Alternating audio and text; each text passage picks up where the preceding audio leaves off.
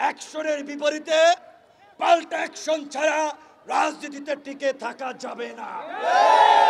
আইন নিজের হাতে তুলে নিয়েই এই শহীদ মিনার এনে বিচার করব। আমরা উপদেষ্টা হই নাই, সরকারে যাওয়ার জন্য আকুপাকু করি নাই। আমরা রাজনীতি করে নির্বাচিত জনপ্রতিনিধি হতে চাই। এই সরকারকে পরিষ্কারভাবে বলেছি, একমাত্র রাষ্ট্র পুনর্গঠনে সংস্কারের প্রশ্নে একমাত্র গণ অধিকার পরিষদ ব্ল্যাঙ্ক চেক দিয়েছে।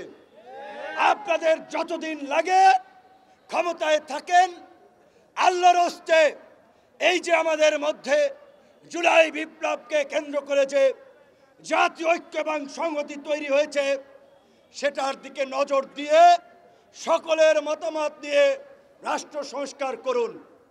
সরকারের বিরুদ্ধে বক্তব্য দিয়েছে নাকি, তাই ওই টোকাই নাকি খেপে গিয়েছে। প্রথমত হচ্ছে ওই ছোকরা ছেলে, বোঝাই যাচ্ছে ধান্দাবাজি করার জন্য এর সাথে ছবি, ওর সাথে ছবি। কাজী ও কোনো গুরুত্বপূর্ণ ব্যক্তি না, সরকারের এর সাথে কোনো সম্পৃক্ততা আছে বলে আমি মনে করি না।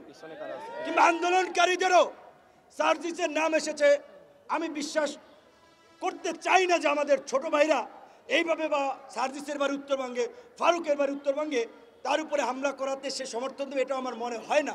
কিন্তু ঘটনাটি খুব রহস্যজনক। এই ঘটনার পেছনে দেশি বিদেশি কোনো ষড়যন্ত্র আছে কিনা সেটিও খতিয়ে দেখতে হবে।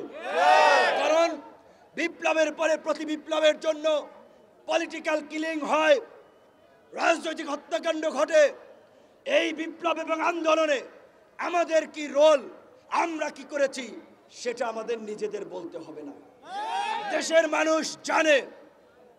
তাই আমাদের ডিএমপি কমিশনারের সাথে গতকালকে কথা হয়েছে, উপদেষ্টা সহ সকলকে বলবো আগামী 24 ঘন্টার মধ্যে আমরা অ্যাকশন দেখতে চাই, অন্যথায় আপনাদের উপরে কিন্তু আমরা আস্থা রাখবো না।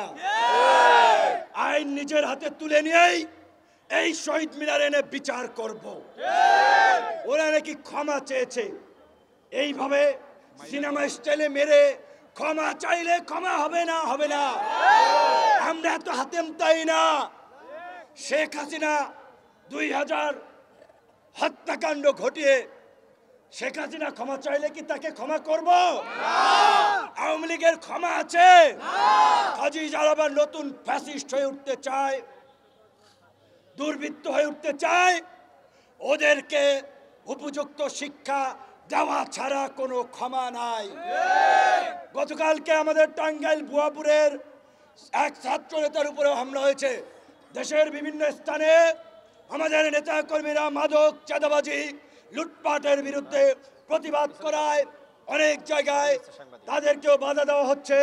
গতকাল গাজীপুরের শ্রীপুরে গণ অধিকারের অফিসও নাকি কুপিয়েছে। পরিষ্কারভাবে বলতে চাই বন্ধুগণ, অ্যাকশনের বিপরীতে পাল্টা অ্যাকশন ছাড়া রাজনীতিতে টিকে থাকা যাবে না।